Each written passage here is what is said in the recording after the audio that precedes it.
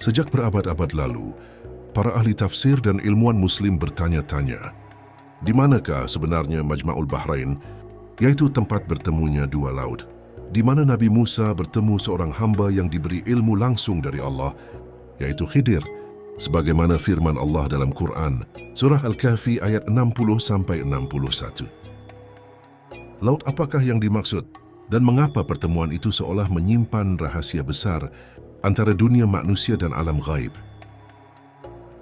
Sebelum kita lanjut, bantu kami sebarkan kisah penuh hikmah dan misteri ini dengan menekan tombol subscribe agar kita dapat bersama-sama menyingkap rahasia Islam yang jarang dibahas serta menyimpan makna yang luar biasa.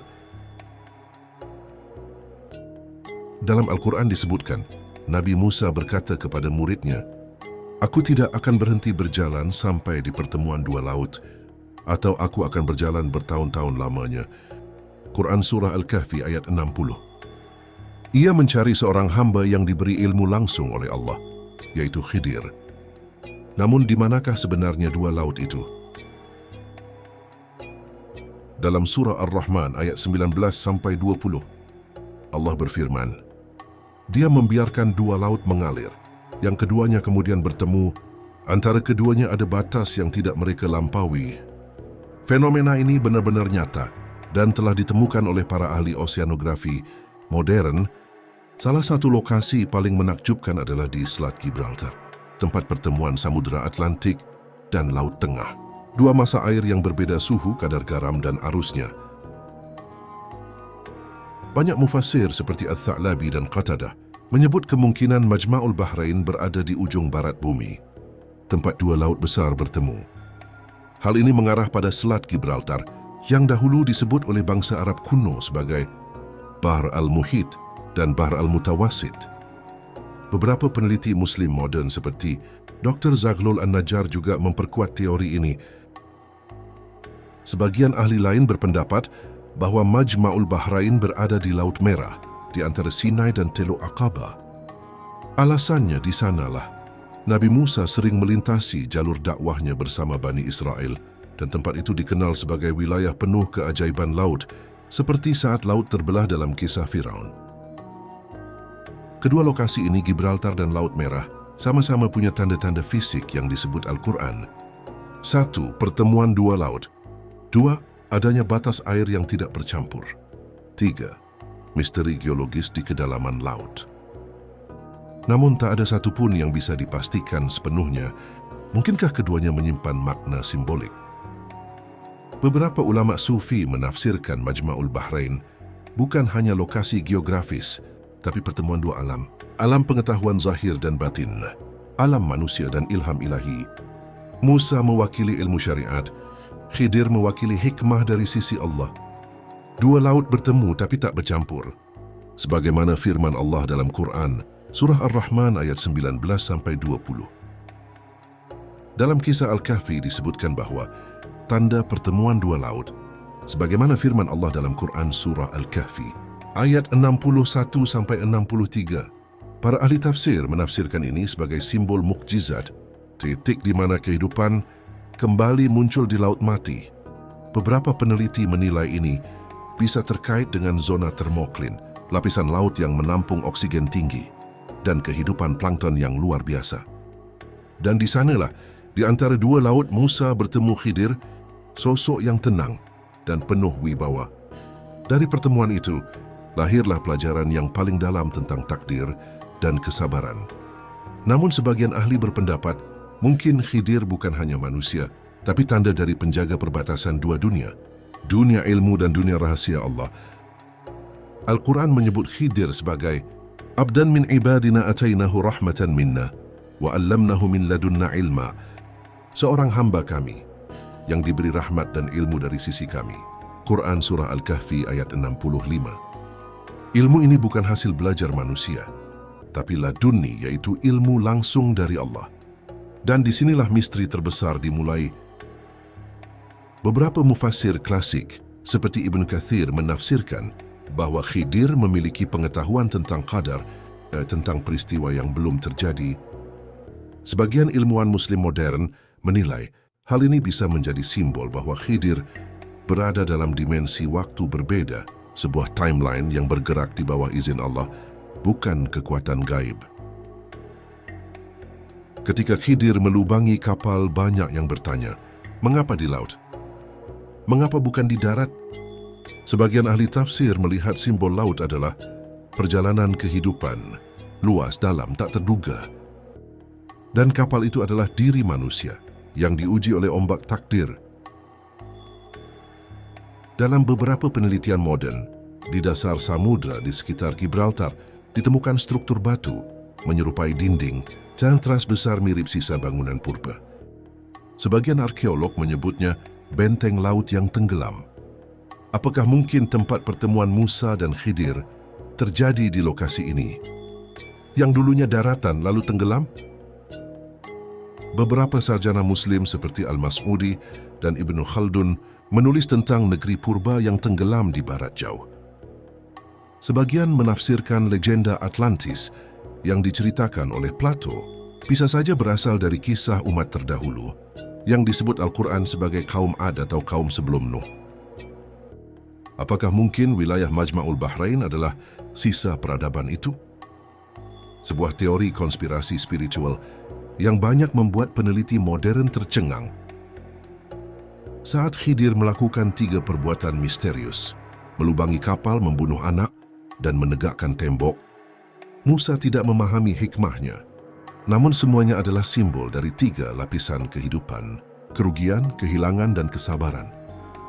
Quran Surah Al-Kahfi ayat 79-82. Itulah ilmu ladunni, melihat makna di balik peristiwa. Beberapa ahli tafsir klasik, seperti Al-Qurtubi menuliskan, Khidir memiliki kemampuan berjalan di darat dan laut dengan izin Allah. Fenomena ini, menurut sebagian ilmuwan Muslim modern, bisa dikaitkan dengan medan elektromagnetik bumi, yaitu area yang pada titik tertentu memiliki anomalinya sendiri. Tempat di mana pertemuan 2 laut terjadi bisa jadi salah satu poros energi bumi yang diciptakan untuk menandai kekuasaan Allah atas ruang dan waktu.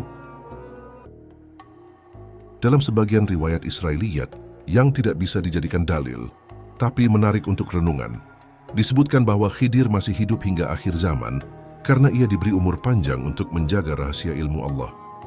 Ulama menegaskan kita tidak tahu pasti, namun ini membuka pertanyaan, adakah makhluk Allah yang diizinkan hidup dalam dimensi waktu yang berbeda? Bukan abadi tapi tidak diukur seperti manusia. Mungkin konspirasi sebenarnya bukan di mana Khidir berada, tapi mengapa manusia modern kehilangan kesabaran dan rasa tunduk terhadap takdir. Di balik teori, tafsir, dan penemuan, ada pesan yang lebih besar. Ilmu sejati adalah ketika manusia mengakui keterbatasannya di hadapan Sang Maha Tahu.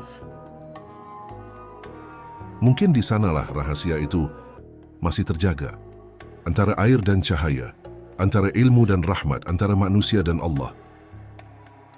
Laut menyimpan lebih banyak rahasia daripada daratan. Ilmuwan memperkirakan manusia baru menjelajahi kurang dari 5% dasar laut di bumi. Di dasar laut itu gelap, sunyi, dan bertekanan ribuan ton. Ada kemungkinan sisa-sisa peradaban purba yang tenggelam, yang disebut oleh Al-Quran sebagai umat-umat sebelum kamu. Quran Surah Ghafir ayat 82. Di Samudra Hindia, dekat pantai India dan Oman, ilmuwan menemukan struktur batu raksasa di bawah laut, berbentuk piramida dan jalan lurus sepanjang beberapa kilometer.